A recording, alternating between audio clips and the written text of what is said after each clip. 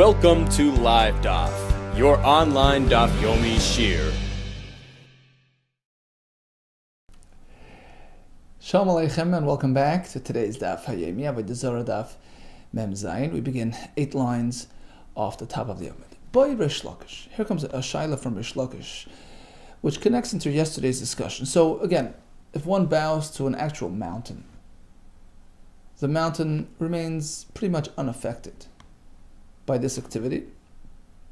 However, that's with respect to personal use. Lahedyot. What about Lugavoya? Can you use that material for something holy, for the Beis Hamikdash, for Hegdish? So yesterday we had that discussion. Rami Bar Chama actually asked the question, and the Gemara today is sort of based on, if we shall say, Rashi says, Im Tim Tzalayma, if that is so, that Yesh Ne'avad b'mechubar Eitzel Gavoya, that even something which is mechubar, if it was worshipped, although with respect to personal use it's unaffected, but with respect to Gavoya use, higher use, Beis Hamikdash purposes, it does become disqualified. So the question will be, fine, that's for Gavoya, that's for the Mikdash. What about for mitzvah? Can that item be used for mitzvah? Boy Rish Lakish, for instance, Hamashtach v'ledekel. So one bows to a palm tree. It's mechubar, so it does not become asur for personal use. What about lulavoy? Can one take a lulav branch off that tree? Ma'ula mitzvah, can it be used for mitzvah? Do we treat it the same as Hegdish, as Beis Hamikdash, or not? Now, Bi'ilan shenoto mitchila lekach, certainly if the tree was planted initially for the sake of worship, there's no question to ask in this case. Dafilu lehedyot nami asur. In this case, the tree becomes an object of worship, a chefetz of Avodah Zarah, and is asur even for a private person to use. There's no question as to the status of this tree, it's forbidden. Your question can be posed in the following. A tree that was planted for personal use, mundane use, innocent purposes, and then it was worshipped. And again, according to that shita, there's no question as to the status, because he holds that even in this case, when it was only worshipped later, it affects the status of the tree and is forbidden for personal use. Anything, any growth going forward, any future, any new growth is considered Avodah Zarah. Certainly, it cannot be used for mitzvah as well. The question will be, Kiti Bailach, Aliba de Rabbanan, according to the Rabbanan, who say that in this case where it was only worshipped later, it does not turn into an item of Avodah Zarah. Perhaps that's only for personal reference. But l'inyan mitzvah, what about to use it for a mitzvah, like for a lulav? How do we treat this? Mi mois, shall we say, it's inappropriate to use this type of item for a mitzvah klapi gavoya. So a mitzvah is like gavoya. It's a higher purpose, a higher use. Mi mois klapi gavoya, shall we say this thing is mois with respect to using it for mitzvah, or perhaps we do not say so, and it could be used.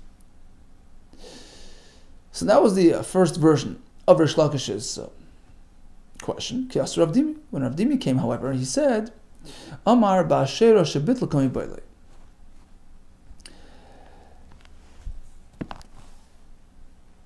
We weren't talking about this type of case. We're speaking about an Asherah tree, right? A sacred tree, a Avodah Zarah tree, which in their eyes is sacred. So this tree, which was truly asur, suppose it was planted for Avodah Zarah. No question about the status of the tree.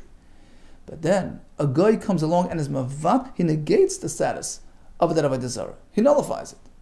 That was Rish Lakish's question. Can we use that material going forward? Shall we say, sure, why not? It's no longer Avodah Zarah. On the other hand, at a certain point in time, it was regarded as Avodah Zarah, and it became pushed away, it became disqualified for mitzvah use. Shall we say dichui takes place which means to say that when something was disabled and disqualified for a certain point in time, it can no longer regain its status. It can no longer be used for the mitzvah. Just like we say by karbanos, right? If an animal became disqualified, perhaps the same applies to mitzvah. Yesh dichui. Shall we apply the concept of dichui, eitzel mitzvahs, with respect to mitzvah items? If it was unfit at a certain time, it cannot regain its status. Or perhaps we do not apply this dichui concept to mitzvahs.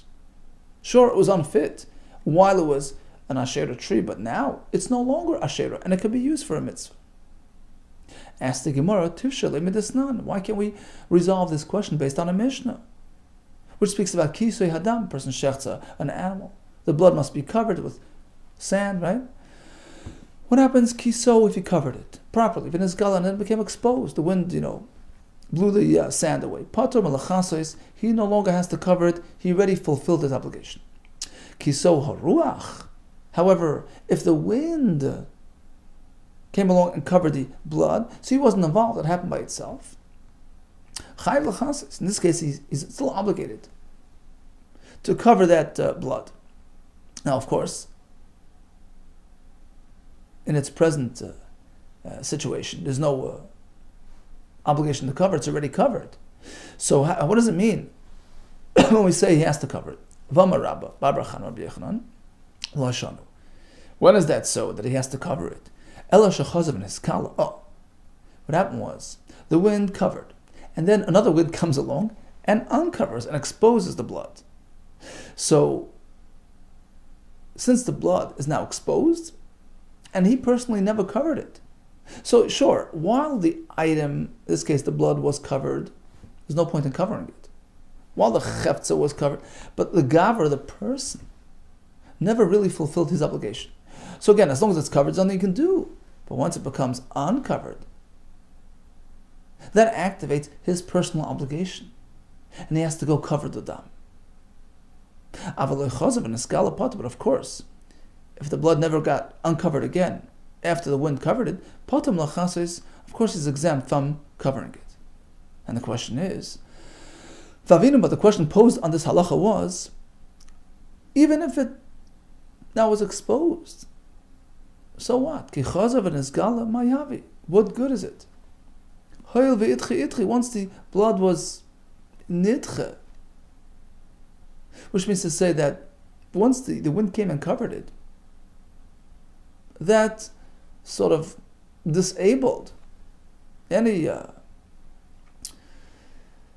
obligations, any chiyuvim of covering that blood. It's no longer coverable. Why? It is already covered. So how can you go reactivate that obligation to cover it now? Says Rav Papa, we learn from here, from this very halacha, that ain't dichui etzel mitzvahs. Forget about dichui. It doesn't apply to mitzvahs. So although at a certain point in time, the blood was sort of unfit, meaning I had no longer an obligation to cover it, the mitzvah was no longer relevant, it doesn't matter. It can get reactivated when the possibility arises. No, so back to our shaila. Perhaps we can conclude based on this halacha that the lulav of that tree, which although was unfit at a certain point in time because it was asherah, but now it's back to normal. Says the Gemara, the truth is that Rish Lakish, who posed that lulav question, wasn't really 100% certain what Rav Papa had in mind. He wasn't sure. Sure, when Rav Papa says you have to go recover that blood, right?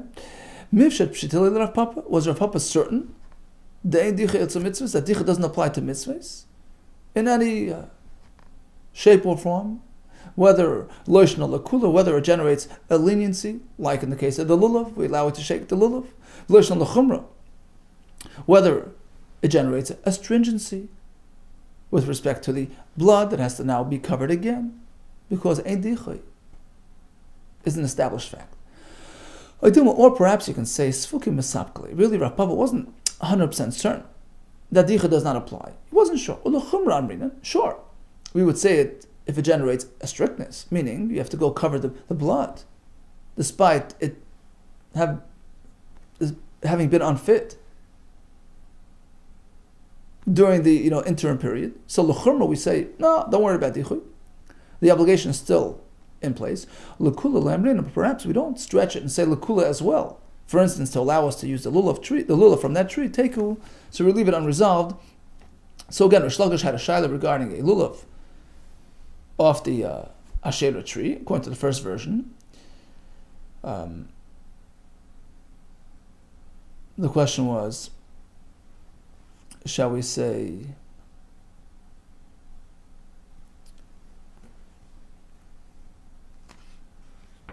that if the tree is not considered Avodah Zarah, okay, we're talking about the first version, it wasn't Avodah Zarah tree, it was just a innocent tree on the road, so the tree is unaffected. But what about using the lulav for a mitzvah? Perhaps it's inappropriate. According to the second version, we're speaking about an Asherah tree, but there was a bittul on that Avodah Zarah tree. The question is, shall we say, once the tree is disqualified from mitzvah use, it can no longer be used? Or, ein dicha etzu mitzvahs allows us to use the lulav. Boira pap. Here comes another question. Very similar. Hamashtach v'le behema. One bows to an animal, a sheep. So again, the animal is now still mutter for personal use, because like we explained yesterday, there's only a din for carbon, right? Never is it unique for carbonis. If you bow to an animal, you can't use it for carbon. For personal use, it's still okay. The question is, what about the wool material on that animal? Can it be used for tchelas, for tzitzis, or whatever? Simra, the wool of that animal, ma'al tchelas. Can you make it into blue wool for tchelas, for tchelas demai? Now, what would be the purpose of the tchelas? What are you trying to use it for? It tchelas l'kehanim. Is it meant for the garments of the kehanim, for the Beis Hamikdash? And the question will be whether something which is nevad, something which had been worshipped, can it be used for a carbon accessory to facilitate karbanis? And even if you can't, because a machshir of a carbon, something which facilitates karbanis, is treated like the carbon, just like nevad is puzzle for carbon, likewise for big day kahuna. But here it's different, because here it underwent a change. It was transformed, it was colored, it was dyed, right?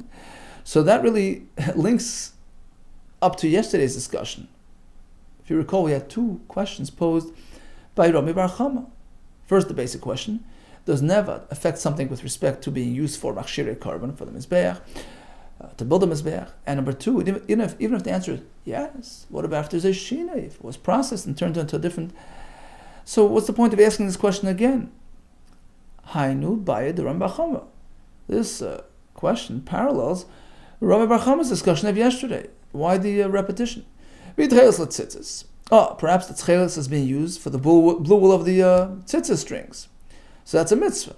And the question will be, well, shall we say something which is nevad, is mo'us, is it appropriate to be used for a mitzvah or not? Well, we just had that question regarding lulav. Why the repetition? Hainu bayed the Rish Lakish, right? And Echanami, you're right. There was no real reason, no purpose in posing this question regarding the tchelas on its own. The purpose of bringing it up, this point about the tchelas, wasn't for its own sake, rather on account of the next question. There were more aspects to this equation, to this question, regarding using different aspects of an animal, of a worshipped animal, for Beis Hamikdash purposes. Things which will indirectly impact a carbon. Instruments for the band, right, during the shira, the levim. So, for instance, Tzimra Malut Chelas. The first question was the wool for Chelas. Okay, now Karneo Malachatzoitris. What about using the horns to form them into trumpets? Shekeh Malachalilin. What about the thigh bones to be turned into flutes? B'nei Me'el, its intestines. Maulut Lepeiros, strings for the harps. to be used in the band that played music in the Beis Hamikdash, that accompanied the Shira, the song of the Leviim, when they brought their karbanos. So it's not exactly the carbon itself, it's somehow accompanying the carbon, right? So again, alibad man amar ikashira b'kli. So according to the shita that says, instruments, kalim, were the primary conveyors of the shira. Rashi says it's a discussion back in Masechah Sukkah. So they sang vocally and they had instruments. What is considered the primary element of the shira? Is it the kalim, the instruments, or is it the vocals? So if you say the main thing is the kli, like Tibelach, there's no question, the Vali Asr, you can't use these items for this purpose. Rashi explains, even if you say you can use the lulav for the mitzvah, here it's way worse because it's for the carbon itself. It's most fey. It's even worse.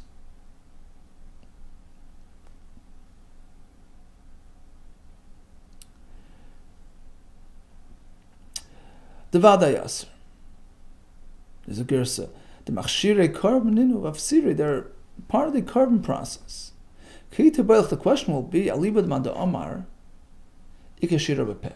If you say the main things are the vocals, and the instruments are just besumei kala ba'almu. They're just here to enhance.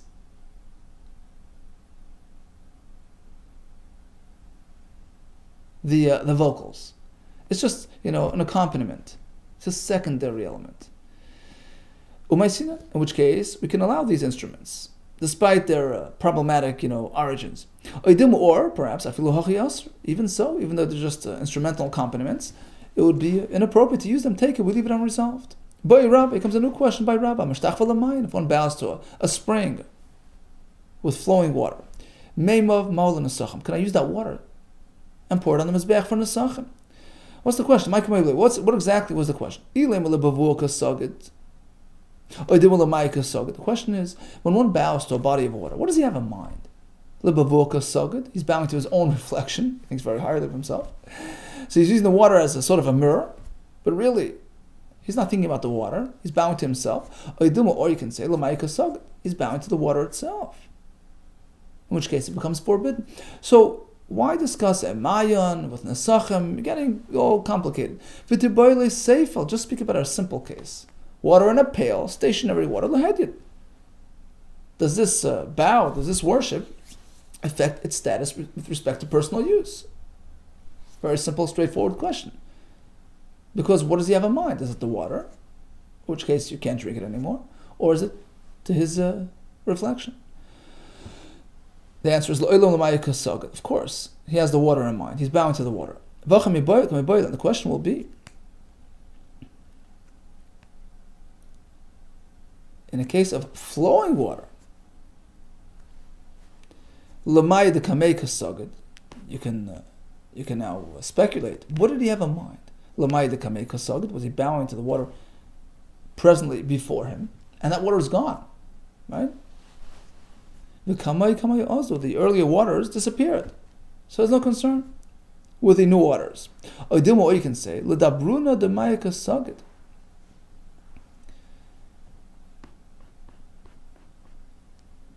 you can say that he's bound to the flow, the source, the power of that river. In which case, the whole river in its entirety gets affected by his activity. And that's why he presented the question. Rather than just water in a pail, that wouldn't be a question. Of course it's asr. It's just that when it's a flow, you can speculate, you can question his intent. Was it to this water, to this particular body, chunk of water, or was it to the entire river, the current in its entirety, and everything gets affected? Ask the Gemara either way. How would one person's behavior affect the public publicly owned body of water. Mitzri, since when does this public body of water get affected by this person's behavior? You can't affect something that belongs to somebody else. If it's a public body of water, it doesn't get affected by somebody's, behavior. It must be speaking to Kanavi or Me'ar. There's a gersa Me'ar. It's flowing out of his property. It's his personal spring. So certainly he has a right? Meaning his conduct would affect it. So the question will be, what did he have in mind? Was it this particular chunk of water? In which case there's no concern with the new waters? Or shall we say he was worshipping the spring as an entity, in which case everything within it, or anything that flows from it, will be affected as well. Continues the Mishnah. He's living next door to a bias that's being worshipped as Avodah Zarah. So Rashi says the whole bias, it's not just a place of worship where they worship inside that structure. The structure itself, for some reason, is being worshipped. And it so happens that he's their neighbor, and it so happens that the wall on that side, so the wall that borders this Avodah Zarah structure is actually sitting on their side of the property line. Okay, they allowed him to do it for some reason. So, let's say the east wall of his house, which is considered the western wall of the Avodah Zarah entity, is sitting on Avodah Zarah property. Presumably it belongs to him. He built the wall, so the actual wall won't be affected by their worship. They can worship whatever they want, but it's my wall, right? So up until now, while the wall is standing, there's no issue. Problem is, it collapsed, it fell down, v'nafal. And I want to rebuild it. Asur livnei, he can't rebuild it because now he's aiding and abetting Avodah Zarah. He's rebuilding a wall which they will worship as Avodah Zarah. So what should he do? Ketzed yasa, what's the solution? Koines b'ser sheloi dal damas. He has to bring it into his territory. He has to invert it into his property. But not just by a bit. 4 ames. That's the halacha. That's how far you have to go away from Avodah Zarah. Uboin, and then rebuild his wall. Now let's say the wall was on the property line. So 2-foot wall, 1 foot inside their property, 1 foot inside my property. And I want to rebuild it. So you have to deal with it as it is, half and half. So basically, when it comes time to rebuild, he has to pull it in. First of all, 1 foot in, right? Bring it back that foot, because it was 1 foot over. He has to bring it back 1 foot. And plus 4 ames, which is the required distance between himself and Avodah Zarah. Now, in this joint wall, there's another issue because it was jointly owned. So part of it became affected by their worshipping. It became Avodah Zarah material. So all that material is now forbidden for use. Avanav, those stones, eitzav, the wood, vafarai, and the sand, or whatever, metamin kasheretz, they impart tumah as though they're a dead creature. Shnema shakes to shaktsena, we treat it like something which is tameh. And Rashi says you can't even pick out ein breira. You never know who's whose. It's a jointly owned wall. Everything is treated like Avodah Zarah. You can't differentiate. You can't even take anything. Rakiva Omer Kenita. The Avodah Zarah is metame even more than just a sheretz. A sheretz is metame by contact, by touching it. But he says it's metame like a woman who's tameh. Shnema artizim kedava. Say terminal, get away, says tell Avodah Zarah, get away. You're like tameh like a isha nida, which means to say ma nida metame masrtak by nida. She transfers her tumah even without direct contact, even by just one lifting her or she lifting something else. Even without direct contact, just carrying it indirectly is also going to affect and going to transfer tumah. So you make that 4 amma gap. Question is, yeah, it helps you get away from Avodah Zarah, but now you're giving them more room to breathe. You're actually benefiting Avodah Zarah by enlarging their territory. You can't do that.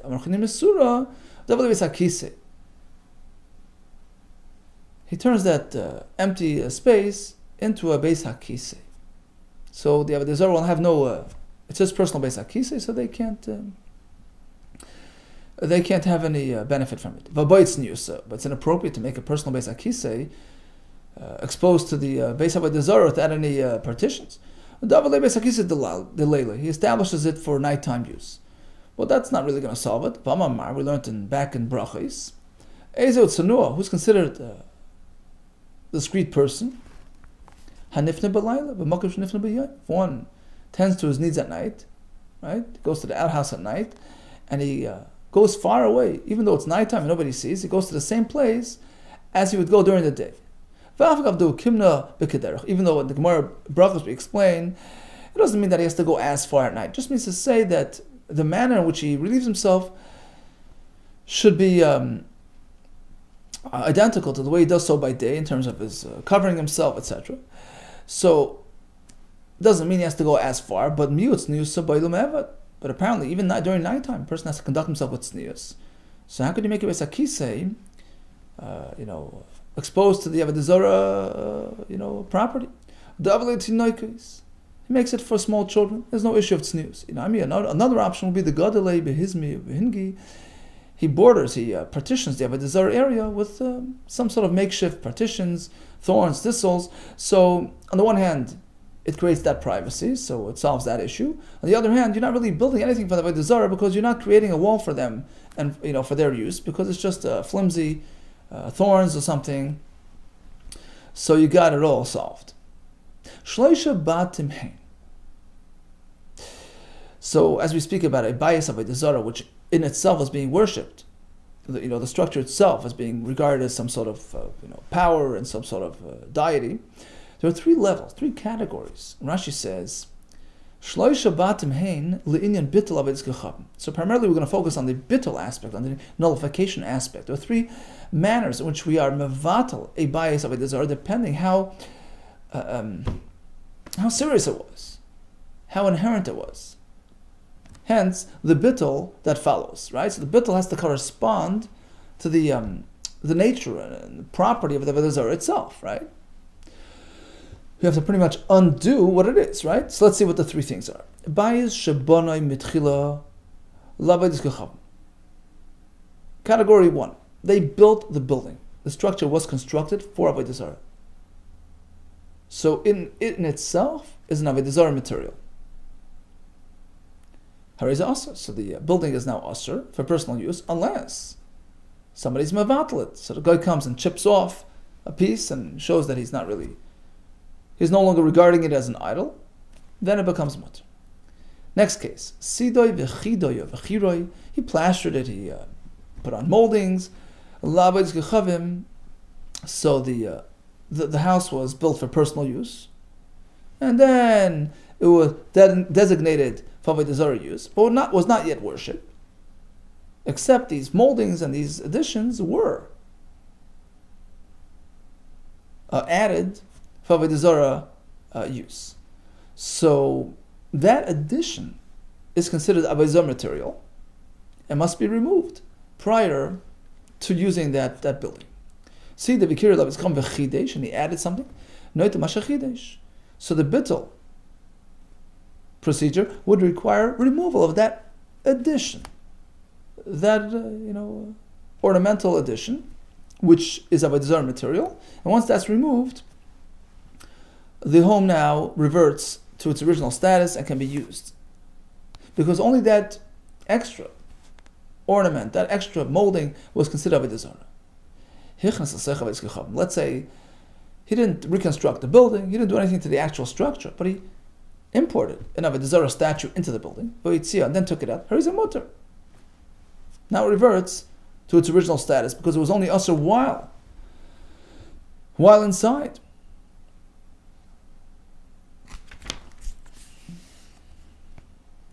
Now, why would the building be usher while the Avodah Zarah is inside? According to Tosfos, it's only midrabanan because it appears, it's maras ha'ayin, it appears that perhaps the whole building is Avodah Zarah. So while it's in there, you can't use the house until it's removed. So we have three levels. The house was built for Avodah Zarah. The house itself becomes an Avodah Zarah entity. If it was there before, just beautified for Avodah Zarah, so that beautification is usher. If it was just brought into the house, you take it out and you're good.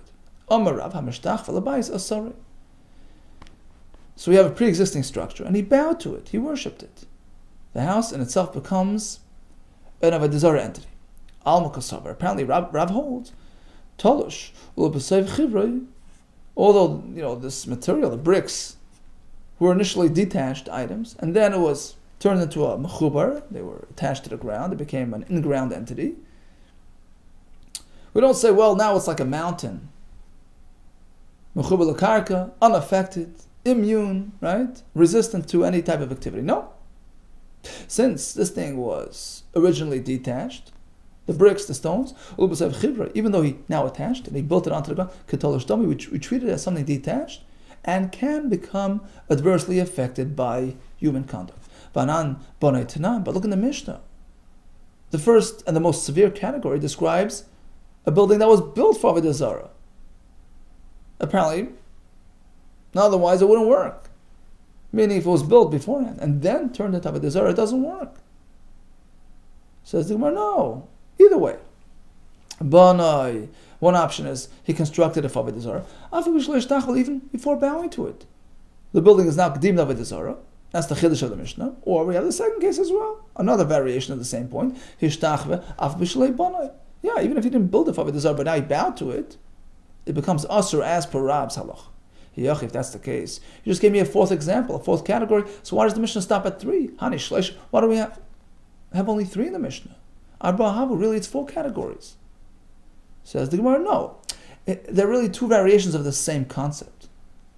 It all belongs into that first category, that the structure itself is deemed Avodah Zarah. It can happen both ways. Either was built for that purpose, or was then turned into that purpose. And with respect to Bittul, which is the primary focus of our Mishnah, the same Bittul method that applies to this variation applies to that one. You have to chip away at the home and render it obsolete. Kivan delinium Bittul, since with respect to nullifying that Avodah Zarah entity, the same method applies to both variations. Bana, whether he built it for Avodah Zarah, Vishtach, or he didn't, he just bowed to it later. It really is one and the same method. You need to chip away at the building, but the building itself becomes affected. So there's no point in splitting it into an extra category, and that explains why the Mishnah sufficed with 3 levels. Shalosh Avadim says the next Mishnah. Same point with stones. 3 levels, 3 categories with respect to severity, respect to levels of Avodah Zarah regarding stones, pedestals, which are worshipped. Rashi says they're worshipped on their own. So they're also Avodah Zarah material. You can have Evan Shechatzah Tchila Lebimus. You could have, in the first category, a stone which was carved out of the quarry for the sake of bimus, sake of Avodah Zarah. Rashi says bimus is a statue stand, but they would worship the stand itself. So in this case, harizu asur, the whole stone becomes asur. Next category, sida v'kidul shemetz kicham. It was an existing stone, then it was chipped away, and it was beautified. It was plastered. It was molded. It was beautified. L'shemetz kichavim for Avodah Zarah purpose. So in this case, if you want to kasher the stone, just remove the moldings and the paintings and whatever's on there, because the stone itself remains mutar. What if he placed a statue on it and then removed the statue? You can use a stone going forward because that stone was never turned into Avodah Zarah at all. In the second case, we speak about plastering and molding and beautifying the stone. We're speaking specifically that he carved within the stone itself. Right? Then we say the stone is turned into Avodah Zarah, is designated for Avodah Zarah use. But otherwise, suppose he just plastered on top of the stone, didn't really affect the form of the stone itself. According to this point in the Gemara, it wouldn't. It would not change the status of the stone at all. It's not Avodah Zarah. Asks the Gemara, what do you mean? But let's realize that the 3 cases in the most recent Mishnah, the 3 Avanim, really correspond to the 3 levels in the previous Mishnah, the 3 bottom, right? And if we are to mash them up, level 2 by the stone to level 2 by the home, it corresponds to the cases of the house. Ubayis. Now level 2 of that home, where he beautified and he molded and he plastered the home, He wasn't within the bias itself. He didn't alter the walls itself. He just plastered on the walls. Umitzar, and still we see mitzvah bias that affects the status of the home. It becomes asr. Says the Gemara, umitzar bias nami kabeni urve. No, by the home as well. You have to interpret it this way: that there are little cracks between the gaps between the rows of bricks and stones, and that's what he filled, and that's what he plastered. So he altered the actual structure itself. Who says? Who said we're not speaking this shaya, that the house was perfectly plastered, everything was nice and smooth, v'hadur shaya, and he plastered on top of that. He added moldings, and we see that it makes it asr as well. Right? You can't just deem it permissible unless you remove the moldings. Ella, you're right. El ki itma de Rabbi Ami linin bitul itma. Rabbi Ami wasn't instructing us that unless he actually goes into the walls and he goes into the carvings, that he actually carved, right, the stone. Unless you do that, it doesn't do anything. Of course it does. Meaning, as long as he beautified and he added that addition, that beautification is asr. He was talking regarding bittul. Ki itma de Rabbi Ami linin bitul itma. He was speaking about nullifying it. And the point that he was making was, va'afagav, the siyat, v'chiyat, v'guvashalev. Don't think that bittul only works when he sort of added plaster on a smooth surface. Then you just remove the plaster and you're good. But let's say he actually carved the stone itself. You would think perhaps it's far gone. That's it. It's done because the stone itself was remade into Avodah Zarah. Don't think so. That's a mistake. Even though he altered the actual stone itself, don't worry about it. As long as he removes any plaster, anything that he added, any material that was used to beautify the stone, it's okay. Why would I think otherwise? Perhaps I would think, in this case, since he actually carved the stone itself, perhaps it transforms the actual stone. It's as though he carved the stone out of the quarry for Avodah Zarah purposes. So in this case, the whole stone is an Avodah Zarah entity. And can't just be nullified by removing the ornaments. Perhaps it's considered like the first category. The whole stone becomes us unless he smashes and breaks it. Kamash, the point is no. We had a stone already. He carved, he beautified, he plastered, he painted. So remove that addition, and the stone reverts to its original status and is mutter. Okay, let's do a quick chazar of today's daf. We had a few shilas. Rish Lakish wanted to know about the lulav off the tree, whether a person's bowing to the tree affects the lulav. According to the second version, the lulav was really an asheret and was also for personal use. But then it became batal, shall we say, the dichui, the interim, period where the tree was unfit for mitzvah use. Does it affect it long term or not? We had a question regarding tzemer of a behema for tcheles, regarding the different limbs of the animal used for instruments, for the shira. We had a shaila regarding bowing to a water source, whether it affects the whole source, the whole flow, or just this particular chunk of water. His home is near the Avodah Zarah, and he's built, the wall collapses. You have to rebuild it in a manner which is not, where he's not benefiting the Avodah Zarah in any way. We spoke about the wall material being asr b'hano. Then we had two mishnahs, one regarding 3 batim, and then 3 avonim. Tomorrow we have 3 asheres. So, level 1 was with the thing itself is in essence of a Zarah material, and the bittul has to actually alter the form. He has to chip it, chop it, break it. In the second category, we have something which was inherently innocent, but then was beautified for Avodah Zarah. You have to remove that addition to make it mutter. In the third category, we had something which was just in service, temporary use for Avodah Zarah. It wasn't something permanently annexed to Avodah Zarah. It was a building where the Avodah Zarah was brought into. It was a stone on which they placed Avodah Zarah. It was just for temporary use. In that case, as long as we remove the problematic entity, Avodah Zarah item, the house or the stone would be mutter going forward. All the best to you, and that's lachara.